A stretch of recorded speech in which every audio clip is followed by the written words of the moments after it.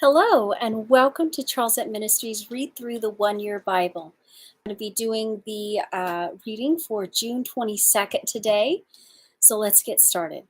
We're going to be reading in the book of 2 Kings, chapter 3, verse 1, and we're going to read through chapter 4, verse 17. Now Jehoram, the son of Ahab, began to reign over Israel in Samaria the 18th year of Jehoshaphat, king of Judah, and reigned 12 years.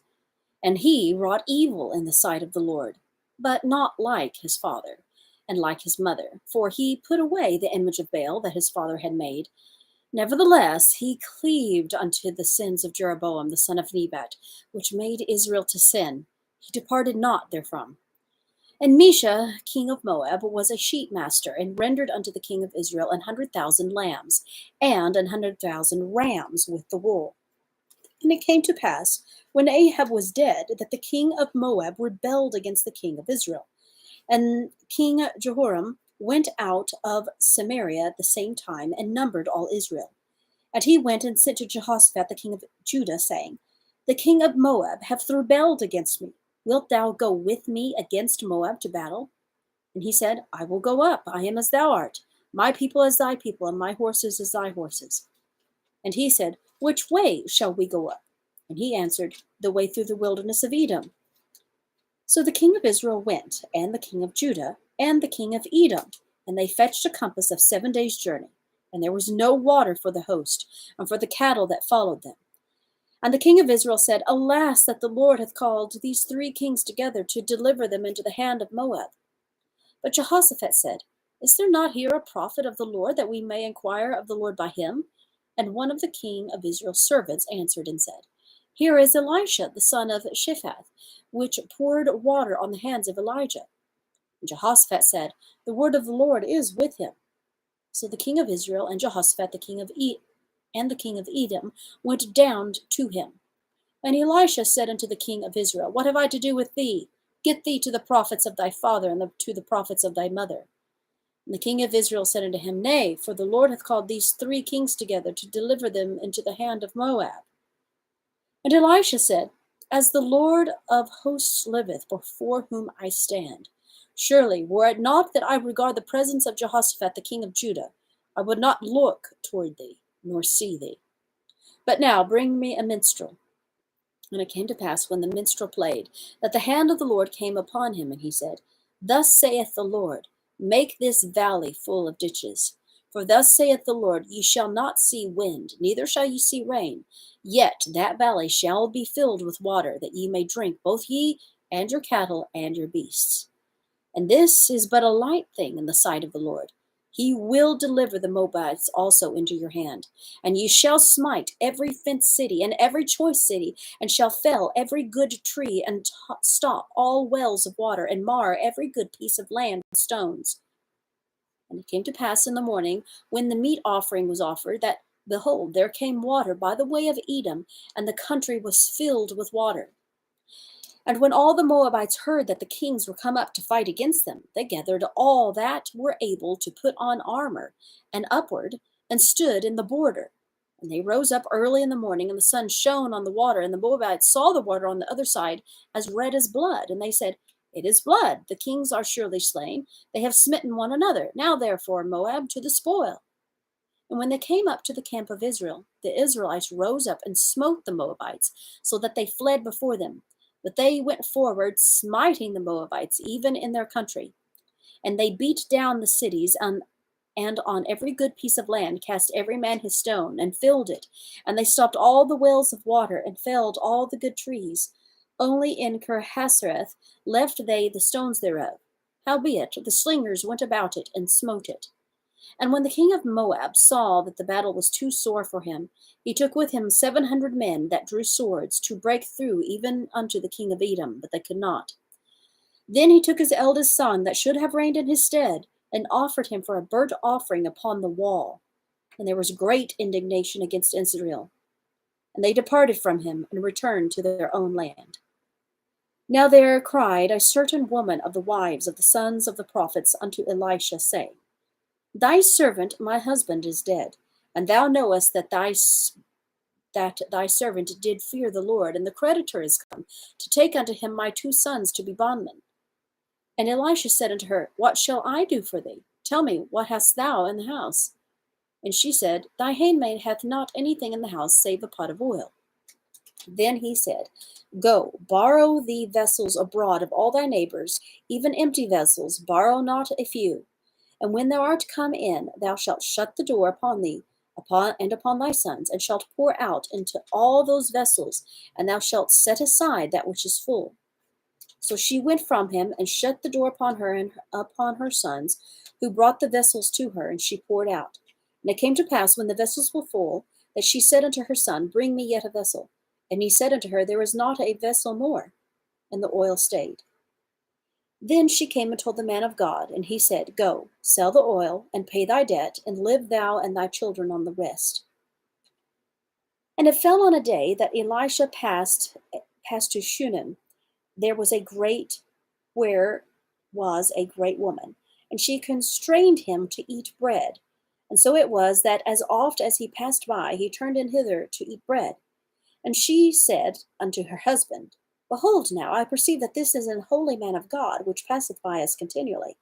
Let us make a little chamber, I pray thee, on the wall, and let us set for him there a bed, and a table, and a stool, and a candlestick, and it shall be, when he cometh to us, that he shall turn in hither.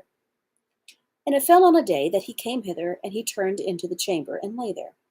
And he said unto Gehazi his servant, Call this Shunammite. And when he had called her, she stood before him. And he said unto him, Say now unto her, Behold, thou hast been careful for us with all this care. What is to be done for thee?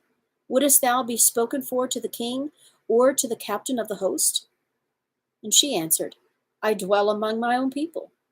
And he said, What then is to be done for her? And Gehazi answered, Verily, she hath no child, and her husband is old. And he said, Call her. And when he had called her, she stood in the door. And he said, About this season, according to the time of life, thou shalt embrace a son. And she said, Nay, my lord, thou art a man of God. Do not lie unto thy handmaid. And the woman conceived, and bare a son at that season that Elisha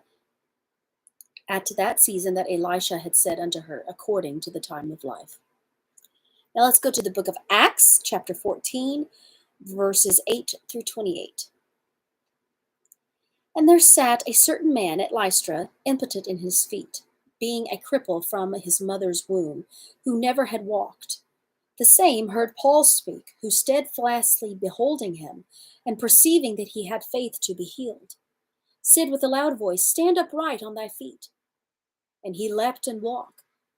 And when the people saw what Paul had done, they lifted up their voices, saying in the speech of Lycaonia, The gods are come down to us in the likeness of men. And they called Barnabas Jupiter, and Paul Mercurius, because he was the chief speaker. Then the priest of Jupiter, which was before their city, brought oxen and garlands unto the gates, and would have done sacrifice with the people.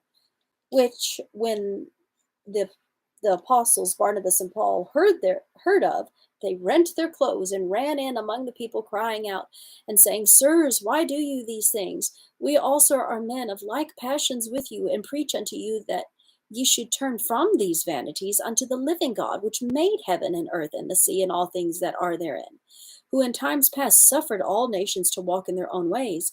Nevertheless, he left not himself without witness, in that he did good and gave us rain from heaven and fruitful seasons, filling our hearts with good and gladness. And with these sayings scarce restrained they the people that they had not done sacrifice unto them. And there came thither certain Jews from Antioch and Iconium, who persuaded the people, and having stoned Paul, drew him out of the city, supposing he had been dead. Howbeit, as the disciples stood round about him, he rose up and came into the city, and the next day he departed with Barnabas to Derbe. And when they had preached the gospel to that city, and had taught many, they returned again to Lystra, and to Iconium and Antioch, confirming the souls of the disciples, and exhorting them to continue in the faith, and that we must through much tribulation enter into the kingdom of God. And when they had ordained them elders in every church, and had prayed with fasting, they commended them to the Lord, on whom they believed. And after they had passed throughout Pisidia, they came to Pamphylia. And when they had preached the word in Perga, they went down into Attalia, and thence sailed to Antioch, from whence they had been recommended to the grace of God for the work which they fulfilled. And when they were come and had gathered the church together, they rehearsed all that God had done with them, and how he had opened the door of faith to the Gentiles.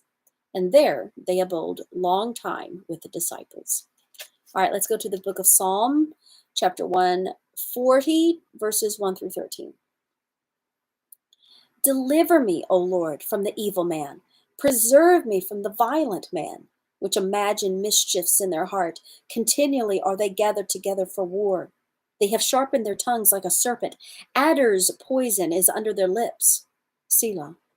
Keep me, O Lord, from the hands of the wicked. Preserve me from the violent man who have purposed to overthrow my goings. The proud have hid a snare for me, and cords they have spread a net by the wayside. They have set gins for me. Selah.